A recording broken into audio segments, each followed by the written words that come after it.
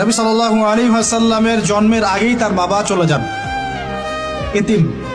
ইতিম মুহাম্মদ সাল্লাল্লাহু আলাইহি ওয়াসাল্লাম। তার মা আমিনা 6 বছর বয়সে ইন্তেকাল করেন। সিচুয়েশন বুঝতে পারছেন? 6 বছর একটা বাচ্চার বাবাও নাই মাও নাই। তার দাদা আব্দুল মুত্তালিব তাকে সাথে রাখেন, খুব আদর করেন, খুব মহব্বত করেন, যেখানে যান সাথে করে নিয়ে যান। তিনি নেতা মানুষ, তার পাশের চেয়ারে তাকে বসতে দেন, বলেন আমার এই নাতি একদিন সাইয়্যেদ হবে, নেতা হবে, এই কথা বলেন। তিনি ইন্তেকাল করলেন 8 বছর বয়সে।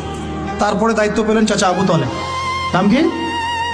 এই 8 বছর বয়স থেকে নিয়ে নবী সাল্লাল্লাহু আলাইহি ওয়াসাল্লাম নবী হয়েছেন 40 বছর বয়সে, আর মক্কায় ছিলেন 13 বছর, প্রায় 53 বছর। প্রায় 53 বছর পর্যন্ত, 8 থেকে 53 বছর পর্যন্ত, এই যে লম্বা সময় চাচা আবু তালেব নবী সাল্লাল্লাহু আলাইহি ওয়াসাল্লামকে পাহাড়ের মতো প্রোটেক্ট করেছেন, পাহাড়ের মতো। পাহাড়ের পিছনে আপনি দাঁড়ালে কি বাতাস লাগবে? এভাবে তিনি প্রোটেক্ট করেছেন নবী সাল্লাল্লাহু আলাইহি ওয়াসাল্লামকে। তার সন্তানদেরকে যা খাওয়াতেন তার চেয়ে ভালোটা নবীকে খাওয়াতেন সাল্লাল্লাহু আলাইহি ওয়াসাল্লাম।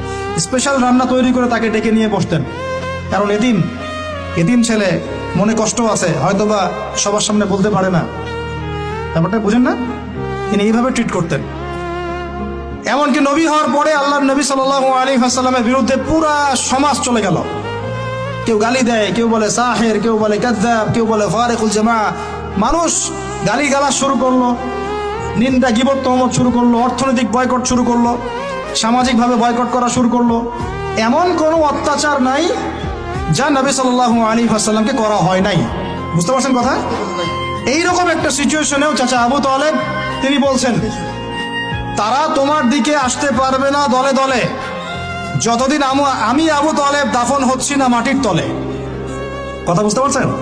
তারা তোমার দিকে আসতে পারবে না দলে দলে যতদিন আমি আবু তালেব দাফন হচ্ছি না মাটির তলে। এইরকম মানুষ চাচা আবু তালেব।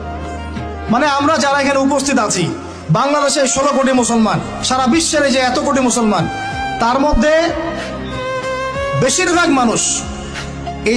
মানুষকে যদি আপনি এক পাল্লায় রাখেন, চাচা আবু তালেবের অবদানটাকে আরেক পাল্লায় রাখেন, ওই পাল্লা ভারী হবে ইনশাআল্লাহ। কিন্তু শেষ পর্যন্ত চাচা আবু তালেব কালিমা লা ইলাহা ইল্লাল্লাহ পড়তে পারলেন না। কথা কি বুঝতে পারতেছেন ভাই? নবী সাল্লাল্লাহু আলাইহি ওয়াসাল্লাম বারবার বলতেছেন, চাচা খালি একটাবার কালিমা পড়েন, আমি আল্লাহর কাছে আপনার জন্য সুপারিশ করব, আমি আপনাকে জান্নাতে নিয়ে যাব, চাচা খালি একটাবার সাক্ষ্য দেন, শাহাদা দেন। হলো না।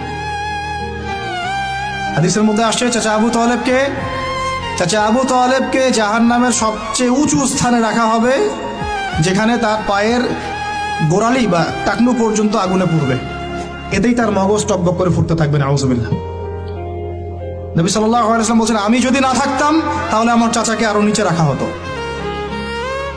এত কিছু করার পরেও ইসলাম কবুল না করার কারণে এই অবস্থা হলো।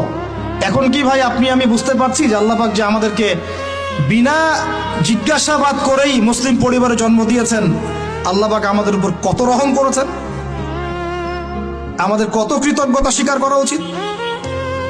বিশ্বাস করেন, আমাদের যে সকালবেলা টয়লেট হয় না, ওয়াশরুমে যান টয়লেট করেন, আলী ইবনে আবি তালেব রাদিয়াল্লাহু আনহু এরকম বাথরুম থেকে বের হয়ে পেটে হাত দিয়ে বলতেন, মানুষ যদি জানতো এই যে শুধু ক্লিয়ার করে টয়লেট হওয়াটা কত বড় নেয়ামত আল্লাহ পাকের, তাহলেও সারা জীবন সেজদায় পড়ে থাকতো। আমরা এগুলো বুঝি না, শ্বাস নেওয়ার নেয়ামত বুঝি না, পানি পান করছি, পানি আল্লাহ পাক দিয়েছেন, এটা নেয়ামত বুঝি না, গরম পানিতে ওযু করে আসলে নেয়ামত বুঝি না, সুস্থ আছি নেয়ামত বুঝি না, প্রত্যেকটা অর্গান ভালো আছে শরীরের নেয়ামত বুঝি না, রক্ত চলতেছে নেয়ামত বুঝি না।